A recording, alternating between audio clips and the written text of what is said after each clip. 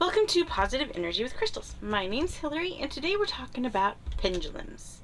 So, since I did my my pendulums and charms video, I've had a lot of questions about my process with my pendulums. Now, I'm just talking about the pendulums in this video. Later, I think I will do the charms part of it and why I added it, and like added the charms and all that, but right now we're just focusing on the pendulums. So now there are a lot of how-to videos, articles, all that out there on pendulums. I'm not going to do one of those types of videos. This is my process and what I do, how I bond with them, stuff like that. There are a lot of people that do it completely different, and that's perfectly fine. This is my process. So, one thing, you do not need a pendulum board. There's tons of different styles of pendulum boards. This is one that my husband makes for me. I also sell it on my Etsy store. They're pretty popular. I've got this one. I like this one, but then there's one that I've got a yes and a no thing down here. You don't have to have a pendulum board. A lot of people don't use them. A lot of people use them just for yes and no questions, energy work type stuff like that. I really like this pendulum board. Since I introduced my pendulum board, I have gotten, it's kind of like those that are really, really connected to tarot. I love tarot. I love oracle. I love all those. But I'm a very slow interpreter, and it takes me a while to do a meaningful reading. And even sometimes, like, I'll do a reading and I don't get that, like, aha feeling afterwards. With the pendulum and then adding the charms in with the pendulum, I get that aha, wow feeling in quite often. So this is what really works for me. So let's start with shopping. So I've mentioned before that this is the first crystal or first pendulum I bought. It's a clear quartz. And it's also the only one I've bought online. Now, I'm not saying don't buy them online, because there's a couple more styles I want that I haven't been able to find in person, so I may have to buy them online. But I've got this one that I bought online that I haven't connected with. We're working on it. I'm going to change out the chain. I should have done it before this video. I don't know. I haven't yet. Mostly because I think it's hard to see, and it's a little tiny chain to unhook. Now the one that goes on it, that I'm going to put on it, is like this. It's got the little hook that makes it easy to switch out. That's a genius. I love that. So I haven't connected with this one, and I've done the whole process, what I usually do, but I think it needs a new chain. I think I just need to make some changes to it. And we'll go from there. So then after that, I got this Kambaba jasper. It's hard to see. You can't really see, or there you might be able to see the markings in it. I found it at a store. It's like a booth store. The girl that she doesn't have a booth there anymore, but she used to have tons of crystals. I loved going there. It was in Kansas City? It's in that area somewhere. Anyway, she doesn't have a booth there anymore, so it doesn't matter. But I did I'll explain that. Hold on. I'm getting ahead of myself. I did the thing, asked if it wanted to work with me. It said yes. So this was the next one I bought. And now this one is used for a specific purpose now. Or specific... How do I say it? Well, pretty much they all have kind of specific uses now. Anyway, we're not going to get into that in this video. But that's my Kimbaba Jasper. And then, did I get all three of these at the same time? I've got my Amethyst, that if you watched the Finding the Fae series that Astaria Sin did, this is the one I used. Stay focused. In that one. And my Tiger's Eye, which I really like. And then my Black Tourmaline. So those were the next three. And then, trying to make sure the chains don't get tangled up. And then I got the Smoky Quartz Marble Style. And this is the one I used in the Pendulums and Charms where I did the reading video. Now, so far, I have to say, I prefer this style so far. This one, if you watched in that video, so I had it up here, it's heavy. And I need to get further away. When I would like say show me yes, I was not going to do it this time. Show me no. Or you can kind of see there, it moves my hand. So it made it look like I was, you know, moving it on its own, or making it move. But it's just, it's heavy. I love this little Smoky Quartz marble. I love the chain with the charm. But it's heavy. So, besides it being heavy, I like it. I'm finding I prefer this style. Now, there are, like I said, there are a few other styles of pendulums I want. I want one where it's shaped like this, but it's got the hinged lid at the top, and you can flip up that lid and put a crystal or maybe even a charm or something inside. I'd really like one of those. And then I'd also like ones that they're not crystal, they're just a metal. I think sometimes that would be a good one to read with too. So, what I do when I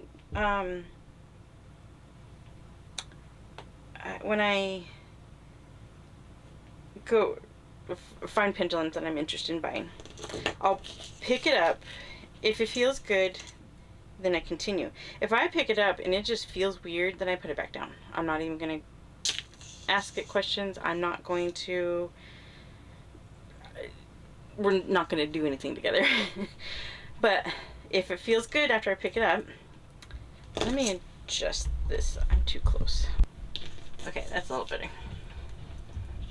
What I'll do is I will say, show me yes.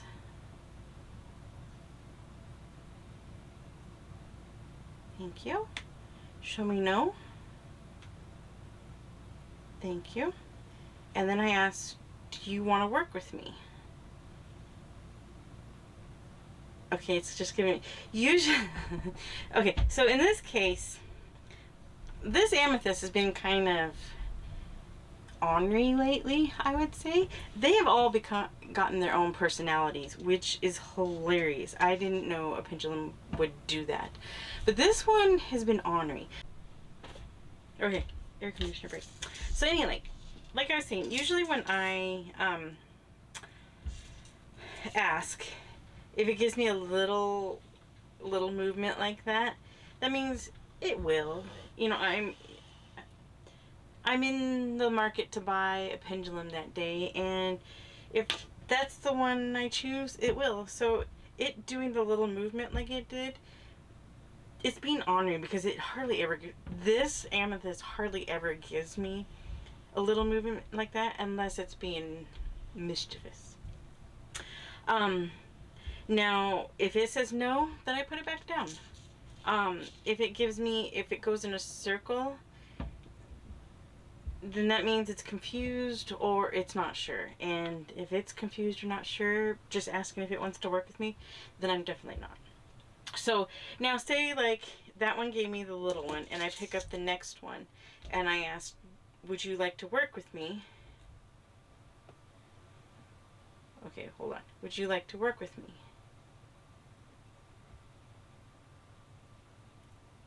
There we go. And it gives a big movement like that. Then when it comes to choose, if I'm only getting one that day, I'm going to choose the one with the bigger movements over the one with the little movements.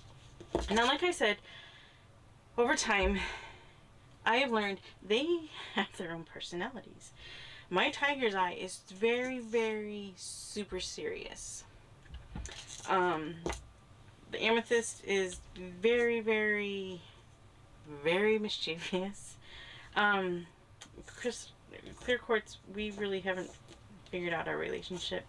The Kimbaba it's serious. Not as serious as the tiger's eye. A black tourmaline, that one and I, we haven't worked much together. Gonna have to change that. And then smoky quartz, it's pretty serious too. But tiger's eye definitely gives me answers. Like the Kimbaba and the smoky quartz, once in a while, if it's not a good answer, they'll kind of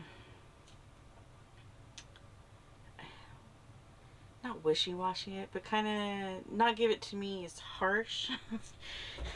Tiger's eye definitely gives me direct, yeah, it's gonna be a crappy kind of situation. So, then once I, no, oh, one more thing. If I'm like in a store or something like that, and I'm not going to pick up every single pendulum and ask them if they want to work with me. I'm just going to pick up the ones I'm drawn to.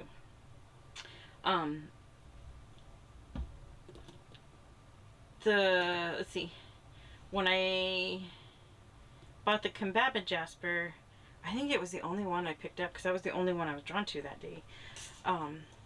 These three, there were actually several tiger's eyes there, and this was the one I was drawn to.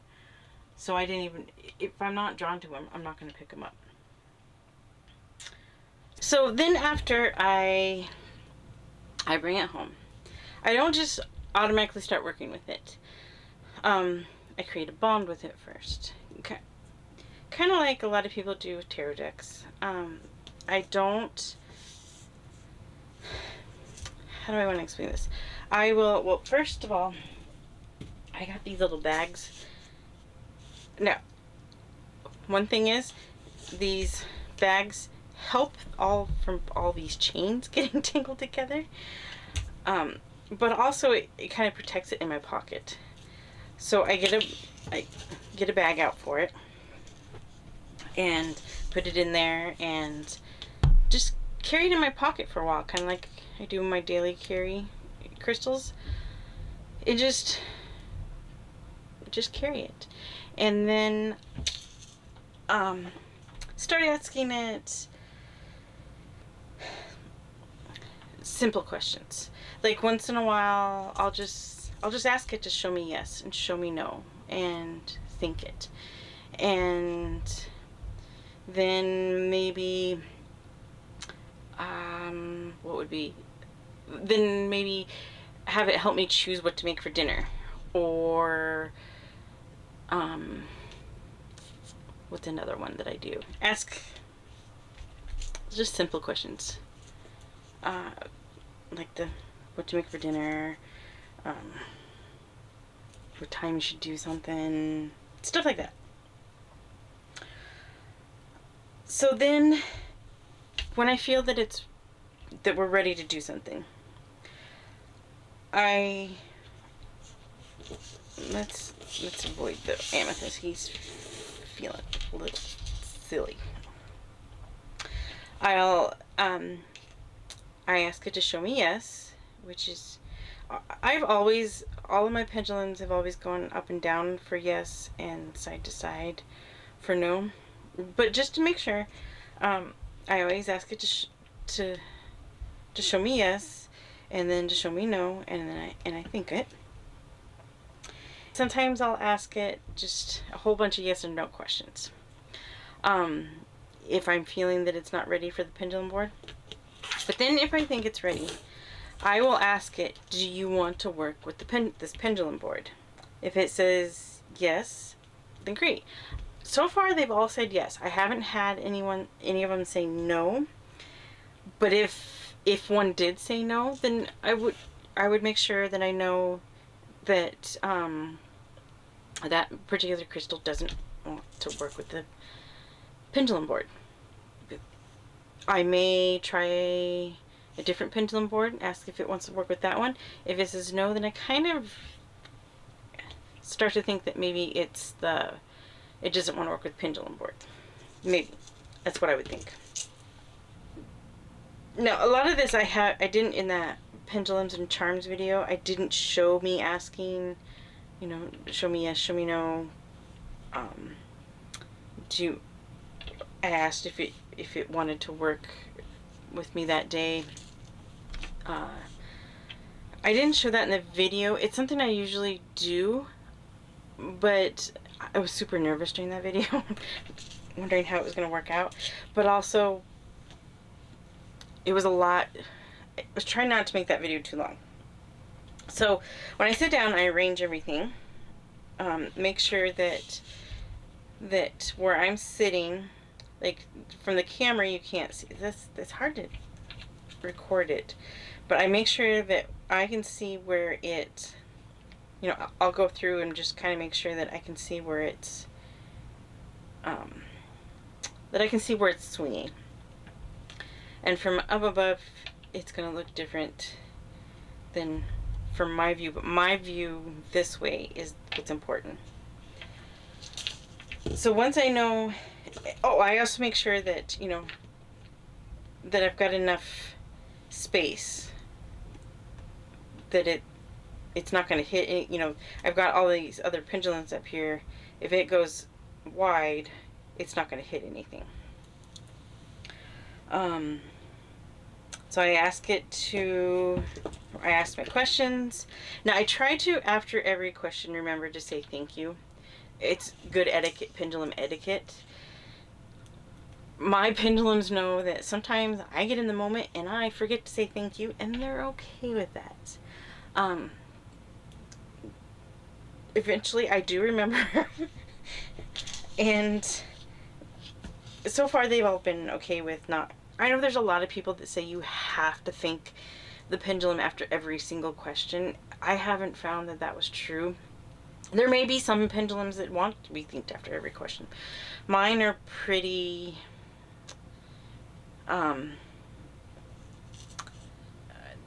they're pretty lenient on me. So then, at the end of the reading, I will hold the pendulum and just kind of process things. I may need to process the information, just kind of think about things, and just kind of bring my energy level down. When I do the pendulum and charms, I get pretty amped up, and I get pretty excited because I'm understanding stuff really easy, and especially if things are really just hitting some like deep stuff. So then once I've kind of processed a little bit and come down, then I will for sure thank my pendulum for the answers, for helping me, for all of that. And then I put it back in its bag. Now putting it back in its bag is part of my process. I will make sure it goes... Not all of these have designated... Well, I guess they kind of do. I guess I do know what each pendulum goes in which bag. But putting it away is part of my, process, to me and the pendulum, we know the work is done now. We know that our session's over, and then I'll go put it away in its storage area. So I will do a video later about why and how I added the charms. But this one, there were so many questions about how I connect with my pendulums and how it will work together and stuff, that I wanted to do this video and get all that information in there. And I didn't want to add charms to confuse everybody. So if you work with pendulums, let me know what you do. I know there's so many ways to work with them and so many different processes and beliefs. Like I was trying to say, if you've got any questions about pendulums or want to tell me how you use pendulums, what kind of pendulums you have, let me know down in the comments. Like I was saying before, I really want the one where you can put something inside. It's this shape and you can put something inside. I really want that one. And then just like a metal, I'm trying to think what they are. I think there's like copper colored ones, brass colored ones, and I really want some of those too. So that's what I have for now, and I will see you next time.